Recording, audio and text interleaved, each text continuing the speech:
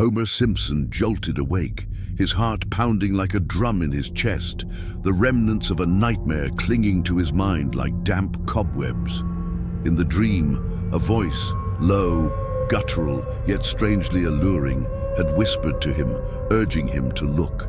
Outside, he saw a staircase shimmering and impossibly tall, spiraling upward into a sky that pulsed with unnatural colors, as if the heavens themselves were bleeding.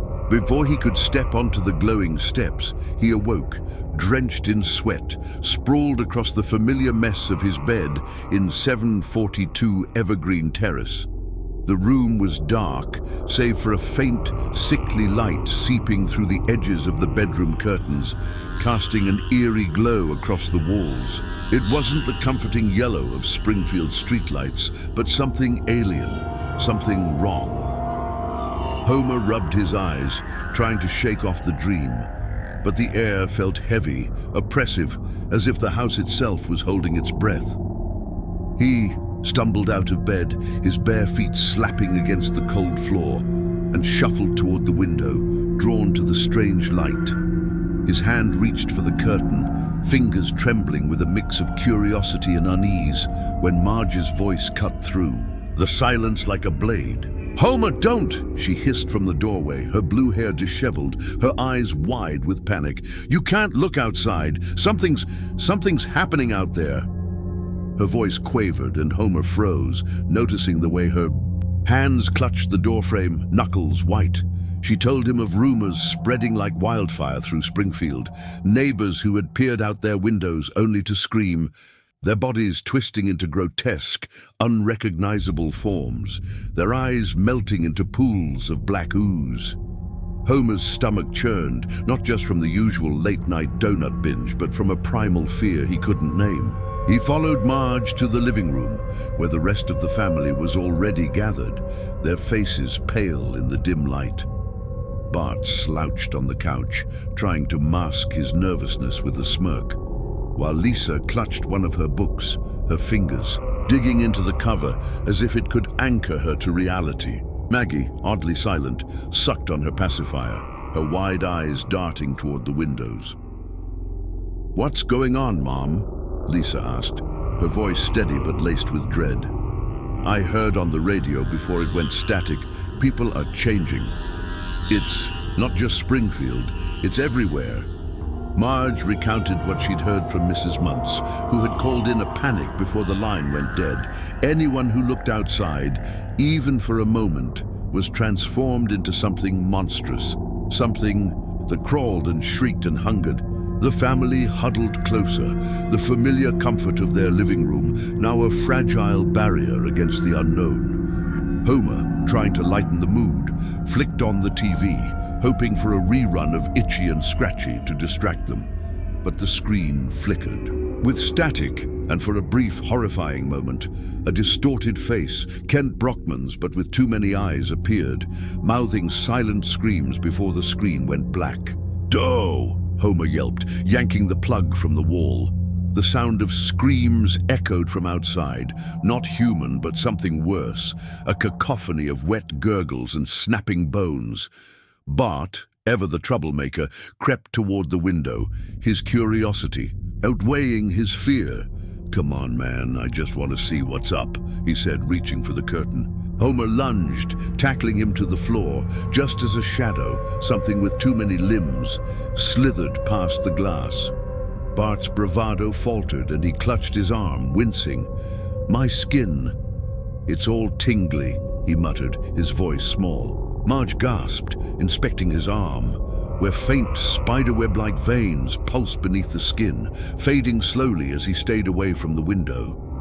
Lisa, ever the rational one, pulled out an old astronomy book she'd borrowed from the Springfield library, its pages yellowed and dog-eared. "I read about something like this," she said, flipping to a chapter on cosmic entities. "It's called The Observer, a being so vast it defies comprehension. If it's here, it could explain the transformations. We need to figure out what it wants." Her words hung heavy, and even Homer, usually oblivious, felt a chill. The idea of something watching them, something that could twist their bodies and minds with a glance, was more terrifying than any of Mr. Burns' schemes. Marge, practical as always, sprang into action. "We need to secure the house," she declared, her voice firm despite the tremor in her hands. She grabbed a hammer and nails from the garage, and the family set to work barricading the windows and doors, hammering boards over every opening. The sickly light still seeped through the cracks, casting grotesque shadows that seemed to writhe on their own. Homer, tasked with boarding up the kitchen window, hesitated, his eyes drawn to a sliver of light. For a moment, he swore he saw Mose face outside, but it was wrong. His jaw unhinged, his tongue a writhing tentacle. Homer slammed the board in place, his heart racing. As night fell, the house grew quieter, but the silence was worse than the screams. The family gathered in the living room, rationing their meager supplies.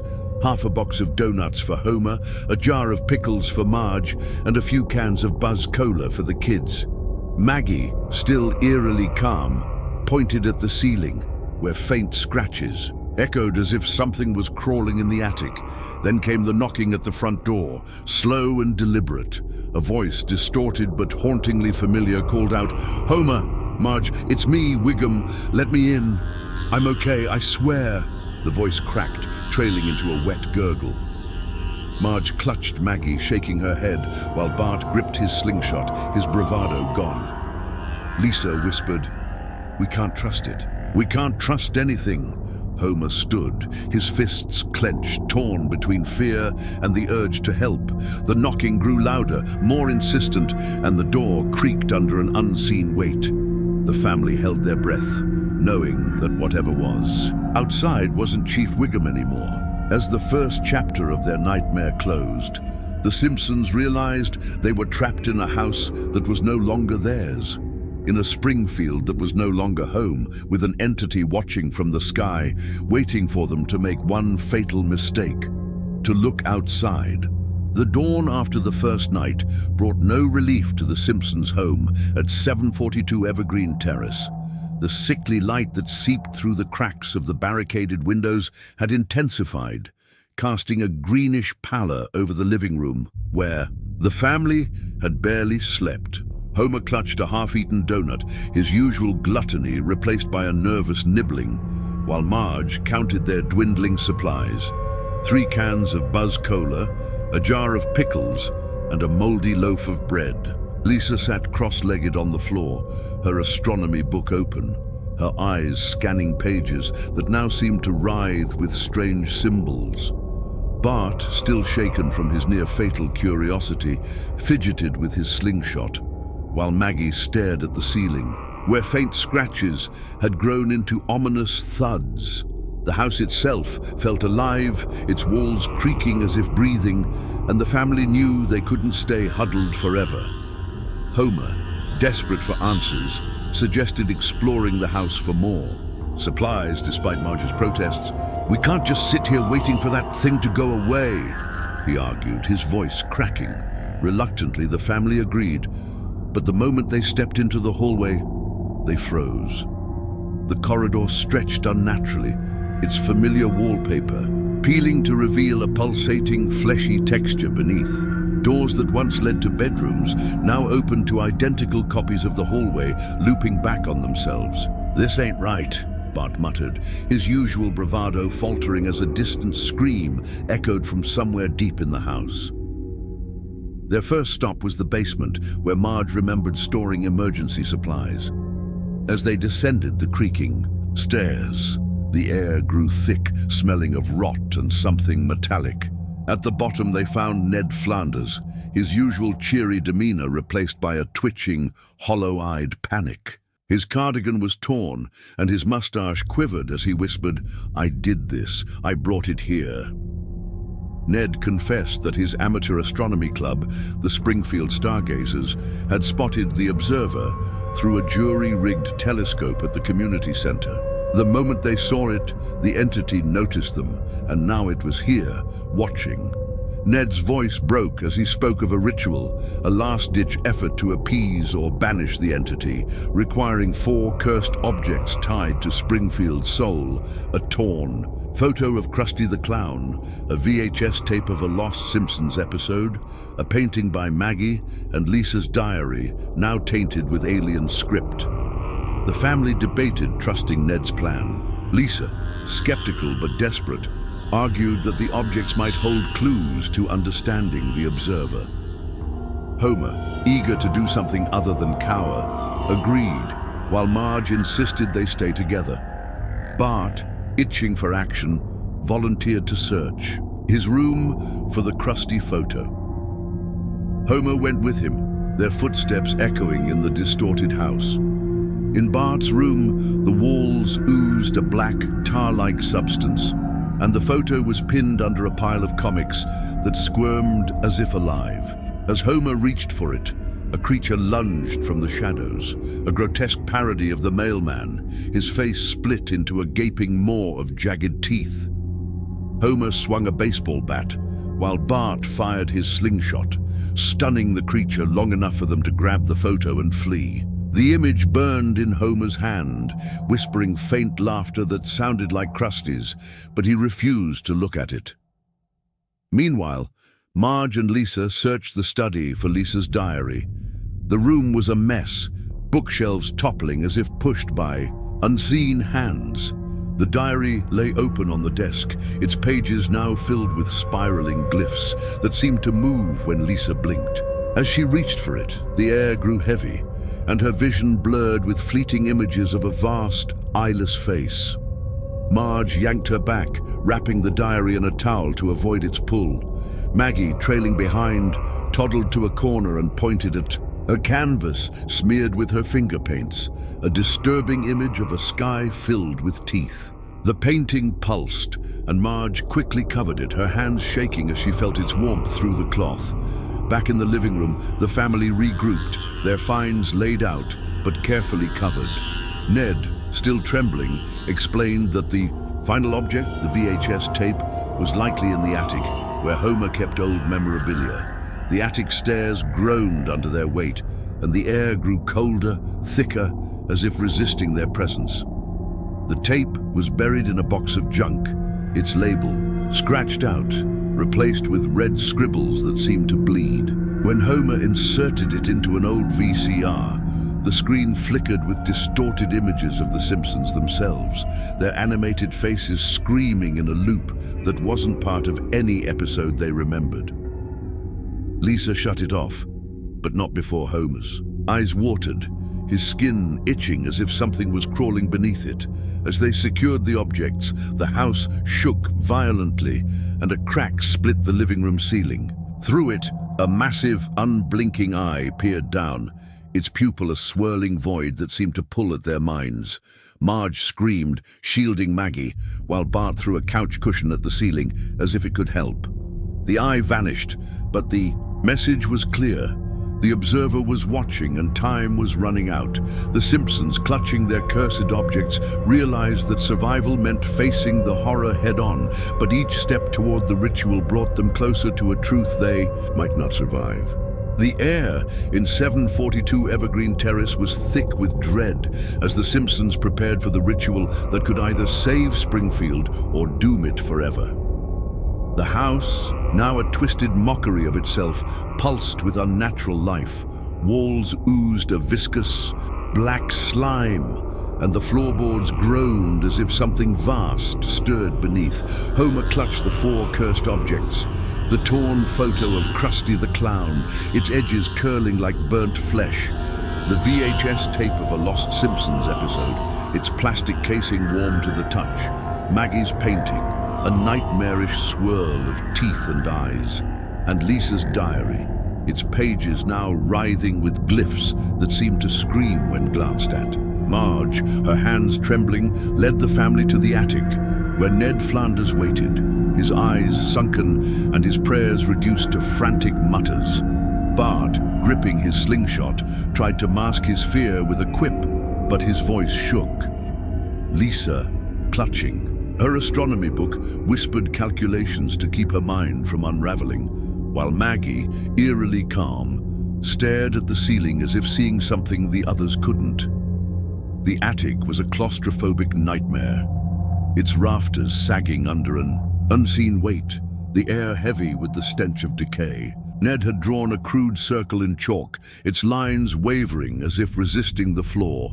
"This is it, neighbors," he stammered, his mustache twitching. "Place the objects in the circle, say the words, and pray." The family hesitated, the objects' malevolent energy tugging at their minds. Marge placed Maggie's painting first, its colors seeming to bleed into the air. Lisa, her hands wrapped in a scarf to avoid touching the diary, set it down next, wincing as the glyphs pulsed. Bart tossed the VHS tape into the circle, muttering, "This better work, Flanders." Homer, sweating, laid the crusty photo last, its laughter echoing in his skull. As they chanted Ned's incantation, a garbled mix of Latin and Springfield slang, the attic shook, the light from the boarded-up skylight turning a sickly crimson. A presence filled the room, not physical but overwhelming, like a weight pressing on their souls. The circle glowed, and Homer's vision blurred as he was pulled into a void, standing alone before the Observer. Its voice was a cacophony, splintering his thoughts, yet it formed words. "You are you. I am I." It spoke of its existence, a being so vast it hadn't known separation until Springfield's gaze drew it near. "I am sorry," it rumbled, a note of regret shaking the void. Then it offered a choice, to see its true form, a glimpse of infinite knowledge that could unravel reality itself, or to turn away. Homer's mind reeled, memories of his family flashing. Bart's smirk, Marge's strength, Lisa's hope, Maggie's strange calm. The temptation was unbearable, a promise of answers to questions he'd never dared ask. Back in the attic, the family saw Homer convulse, his eyes glowing with the same sickly light that plagued Springfield. Marge grabbed his hand, shouting his name, while Lisa screamed for him to resist. Bart, in a panic, fired his slingshot at the circle, shattering the VHS tape, but the ritual held. The air tore open, revealing a glimpse of the Observer, a writhing mass of eyes, mouths, and impossible geometries. Ned fell to his knees, his skin bubbling as he stared too long, transforming into a creature with arms like spider legs. The family dragged Homer back, his body limp as the circle collapsed, the objects disintegrating into ash. Homer gasped, his mind teetering on the edge. He whispered, I didn't look." And the attic stilled, the crimson light fading. His choice to refuse the Observer's form left him changed. His eyes glowed faintly, but his mind was intact. He felt a surge of power, not destructive, but protective, a force to rebuild what was lost. Springfield, though scarred, began to heal, with a quarter of its people gone, either dead or transformed. The Simpsons emerged to a town littered with ruins and wandering abominations. But hope flickered as survivors gathered, guided by Homer's newfound strength. Had Homer chosen to look, the outcome would have been catastrophic. His mind would have shattered, his body twisting into a titanic horror that consumed Springfield, leaving only screams and a sky forever red. Other paths loomed in the aftermath. A failed ritual could have turned the family into monsters. Marge, a writhing mass of hair. Bart, a cluster of blinking eyes. Lisa, a skeletal prophet of doom. A reckless choice, like using Bart's pet hamster as an offering, might have birthed a rodent-like abomination that devoured the town. But Homer's refusal, bolstered by his family's cries, saved them from the worst. As the Simpsons stood, in their ravaged home, the weight of their survival settled over them. The observer was gone, but its shadow lingered in the cracked walls, the haunted eyes of survivors, and the faint itch under Homer's skin. They faced a Springfield forever, changed, their bonds tested but unbroken, ready to rebuild or to face whatever horrors the cosmos might send next.